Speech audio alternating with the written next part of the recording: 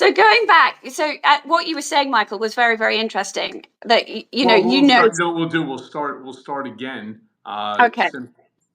Let's just wait for one quick second here, as more people are beginning to join us. One of the things that in our previous one that got interrupted because the sound was going poorly was Vicky had asked me about who Steve Witkoff is, and more importantly, how I know him and what kind of a job I think that he's doing. And that, of course, emanated from our conversation when she asked me how I'm doing right now. And I said, like everybody else, concerned for the country. And as I'm watching a lot of people who I know surrounding Trump, none of these folks legitimately have real relationships with Donald, with the president. A lot of it was basically done for the sole purpose of investing in opportunity. Steve Witkoff knows Donald, in fact, that he had worked for Trump going back like 30 years ago as a lawyer at the Trump Organization until he ultimately left and started his own real estate development company. That being said, I mean, Steve is a fairly good and well-respected developer, but the question that I have is what is his contact? What is his relationship to Israel and to the Middle East, other than going to them for money to do his real estate projects? And the answer is, I don't know. I don't know. I know for a fact Steve is not Israeli. He's not Middle Eastern. He's a New Yorker. And Michael, based on what you know and based on the interaction between Trump, when he was running Trump Org, and Steve Witkoff, I mean, why do you think Trump chose Steve Witkoff? What do you remember about their relationship? It has nothing to do with the relationship. During the course of the campaign, Steve was a prolific fundraiser. Right. And out of appreciation for the millions that Steve invested himself, as well as the assistance that he provided Donald during the campaign with raising funds. I lost you, Vicky. I'm here.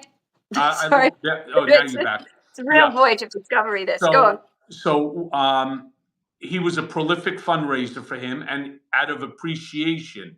Now, I don't think that Steve wanted to go through confirmation for many different reasons. And so he took on this sort of hybrid position there as special envoy to the Middle East. Now, one of the reasons that Trump was happy to give that to him is because Trump does not trust Marco Rubio. And he wants to make sure that as Secretary of State, Marco Rubio continues to follow what he wants, his dicta. And he knows that Steve will be a loyal soldier in that respect. So why do you think that Marco Rubio is Secretary of State? Did you ever see any? Did you know Marco Rubio back in the day? I mean, there's no reason that he would have had anything to do with the Trump Organization. Zero. Other than he ultimately came on board after, of course, everybody should acknowledge the horrific things that each party said about one another. Right? Going back to the little Marco, going back to Donald has little hands, talking about how Marco, think about what Donald and I had done to Marco, along with David Pecker of the National Enquirer, when we had that front cover and the major story in the center of the paper of Marco Rubio naked with like 50, 60 other guys in a pool after a cocaine binge. These are certainly not the things that you do to a friend or somebody who you consider part of your inner circle. Marco So Michael, you were involved in that? Of course, that right. And Ted Cruz, his father. I was intimately working with David Pecker, who I've actually known even longer than I know Donald, in order to craft cover stories that were injurious to his, to others that were trying to seek the Republican nomination, and of course benefiting only Donald. So, I mean, that came out, of course, at the Manhattan District Attorney trial. Yeah. So why do you think, you know, Donald Trump, as we know, is a man who remembers and harbors grudges. So why do you He's think changed. he got over that? He's changed? He That's has interesting. changed when it comes to that. I want you to remember what J.D. Vance said about Donald Trump. He called him America's Hitler. I mean, imagine that. The Vice President of the United States of America called the President of the United States of America early on America's Hitler. How do you get worse than that? And the answer is you don't. And so, somewhere along the line, again, transactionally speaking, Donald has realized that it makes sense for him. It makes sense for him to put aside that grudge and to embrace them because he needed them for the win. He needed them in order to ensure that the entire Republican Party was behind him. Well, when we were chatting this morning and you persuaded me to do this, the one of the things that you said that I thought was really interesting about Elon Musk, his, Trump's new best friend, is that he's, you said he's the new me.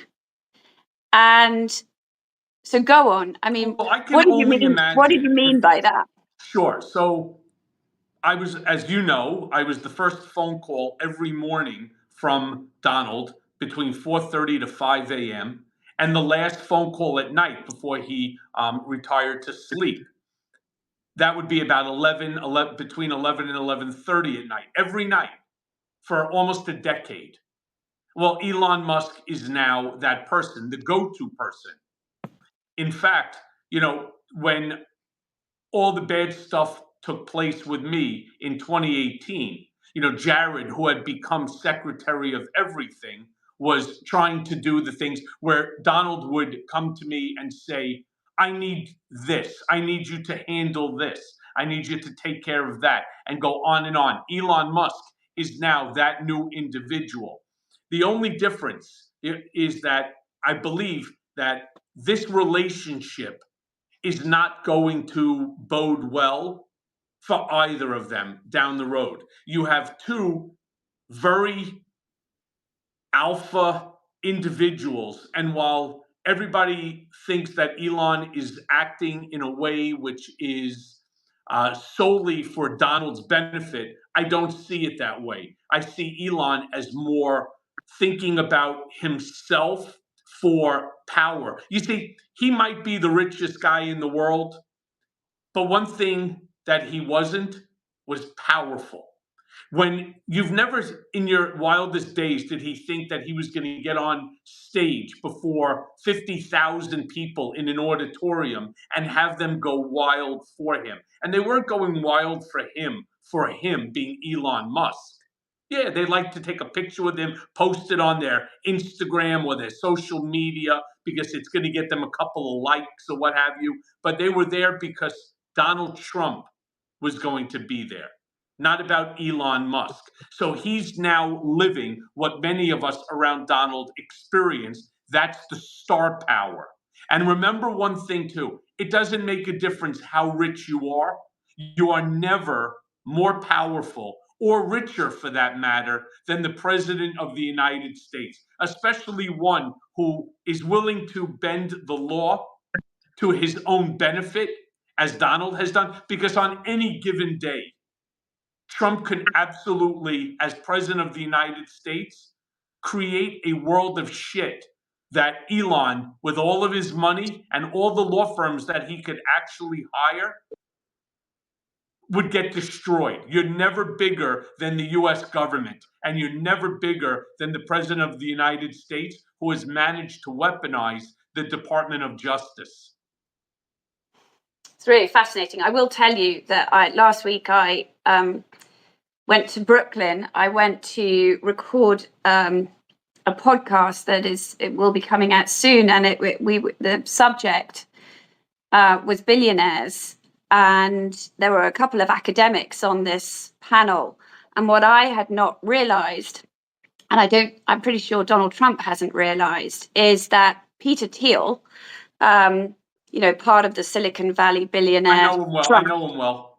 Well, so apparently he wrote a book about transhumanism, and that the philosophy that guides Elon Musk, Peter Thiel, the Silicon Valley billionaires, the guiding impetus behind everything that they do is actually not really about what goes on planet Earth. They're in a hurry to take us off Earth. They see the apocalypse coming, and I mean, this is sort of actually really true. And it's all about, building life on Mars, and that's one reason, the biggest enemy of Elon Musk is actually time.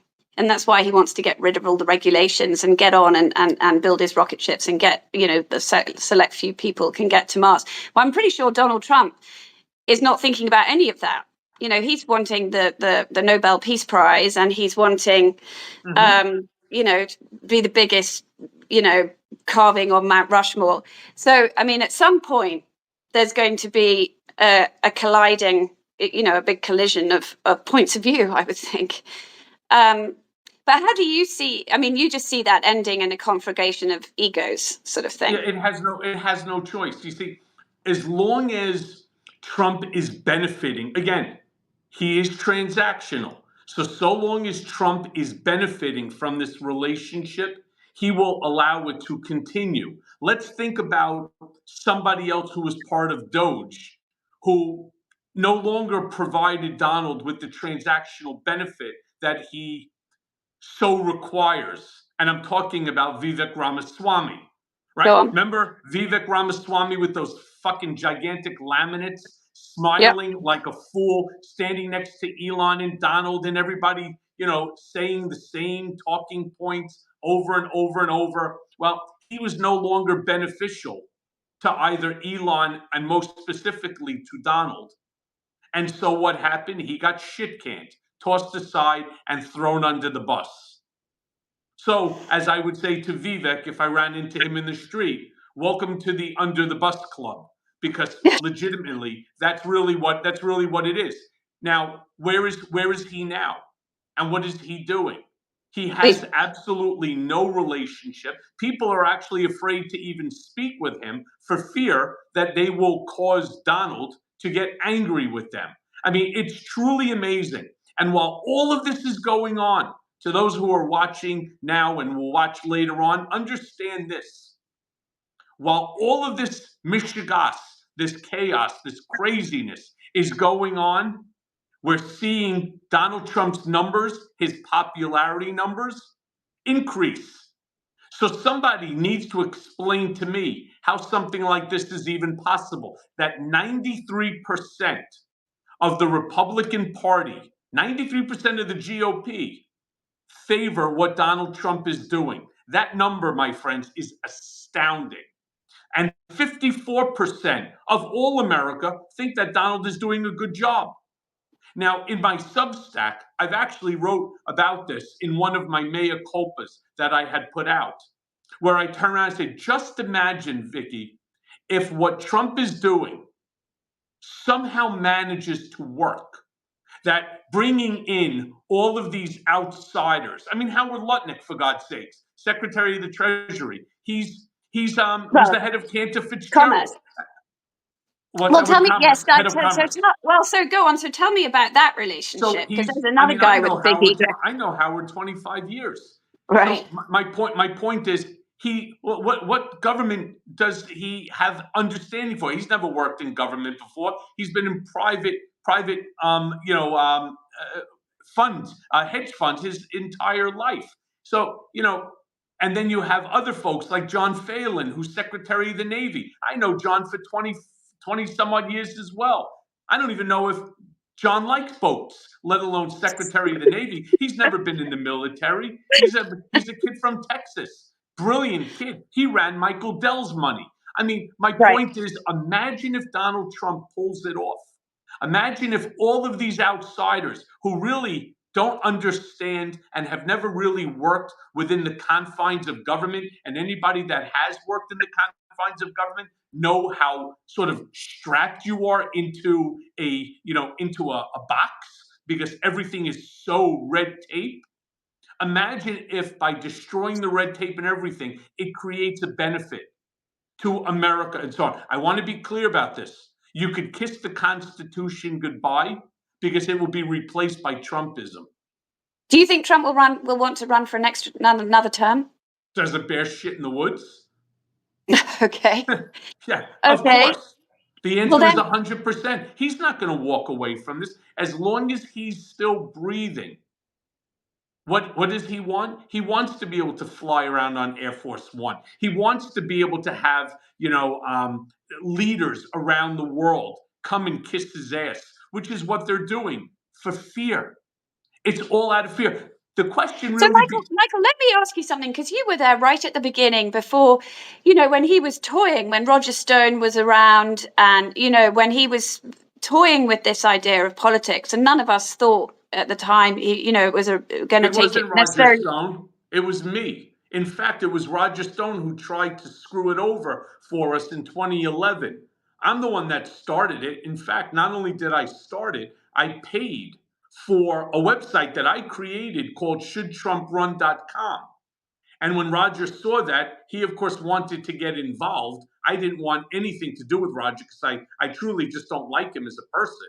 And I couldn't work with him. And so he tried to sabotage everything that we were doing until I ultimately found out it was him. Trump called him in. He was like, "You guys got to work together." He goes, "Roger, you're never gonna beat Michael." And Michael, Roger's like he's the, how did he describe him? He's the dirty trickster. And Yeah. you need to have a Roger Stone in your corner. And so we ended up at that point working together and not together until ultimately Roger went back to Florida and did whatever Roger does. But Right. But here's my question, Michael, though, about what Donald Trump actually believes. I mean, right now, my phone rings off the hook because I'm American, but I'm originally from England, and the Europeans and the British are going berserk yeah. about what's going on in Riyadh. And I guess my question to you was, did he ever talk about Vladimir Putin back in the day? Did where is this worldview coming from? So that's a great question. He did speak about Vladimir Putin, but not in the way that people think. Not as the president of Russia. It was more as the dictator, the supreme leader, or as the czar of Russia. Donald likes guys who are leaders who are autocratic. He doesn't believe that Congress should have limits on him any more than Parliament has on the Duma, on Vladimir Putin. He wants to be able to turn around, wake up, and say, "You know what? Today we're going to do this." And all of a sudden, like, well, first of all, you don't have the right to make that decision. That has to go first through Congress, blah, blah, blah. He doesn't want any of that. He wants to run this country the same way that he ran the Trump organization, his autonomous Yeah, I know. company, right? That's what he really And wants. how does JD Vance fit into that? How do JD you Vance see was that somebody, relationship going? yeah. So JD was somebody that was put in by Peter Thiel and seconded by Don Jr. Other than that, where is JD now? I mean, do you not find it odd he's somewhere off? He was giving a speech somewhere, I think in Well, no, he Munich. gave a very important speech at the Munich Security Conference, created And a lot of waves. you think? I mean, he's basically turning around and he's following the Trump mantra. He's doing nothing but spewing talking points. And let me tell you, there is a way for Trumpism to be defeated. The end of my book, Revenge, I turn around and I say, Trumpism is fascism, and we must eradicate it from our body politic. And I mean that wholeheartedly then, and I stand by those words today. This is not positive for our democratic republic. It's not positive towards the Constitution. And when you have a Supreme Court that has done more to help Donald Trump destroy the tripartite system of government, to destroy the Constitution, the words of the Constitution, we have real problems here. But there is a way. I hear you, Michael. There is a way to defeat this. But I have a question for you also, though, about that. I mean, the one thing that obviously, you've been speaking very well to, and because you lived it, is obviously at the heart of all of Trump's relationships, whether they're with his family or with politicians or business, it is about transactionality. But in the end, if you have no real relationships, does that not come back to hurt you? And it occurs to me that his real, everyone used to tell me, in the world of New York real estate, that his closest friend was possibly Richard Lafrac, a real estate developer. For a long time, Steve Schwartzman, chairman of Blackstone, was by his side. But if you think back to the inauguration this time, none of them were there. No. And so, it's so, can you really stay on top if the only thing binding you to other people is money?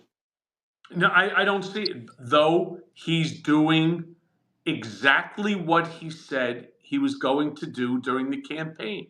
And if I hear Caroline Levitt say one more time, 77 million people, the American people, 75 plus million people voted against him. We're not talking about where, out of the 150 million or 160 million people that voted in this election, that 150 million voted for him and 10 million voted against him. It was like 48.2 to 50.8, something like that. I mean, it was not the ass kicking that they want the world to believe. Yeah, he won all the swing states, which is incredible. On top of that, he also won the plurality, which again, I think is incredible. I wonder whether or not, if the election was today. Oh, have you gone? I got to run. I'm so sorry. This was so great. I got to run. All right, Michael. Thank you, my sweetheart. I will speak to you. You got it. Welcome. Thank you. Bye. Bye.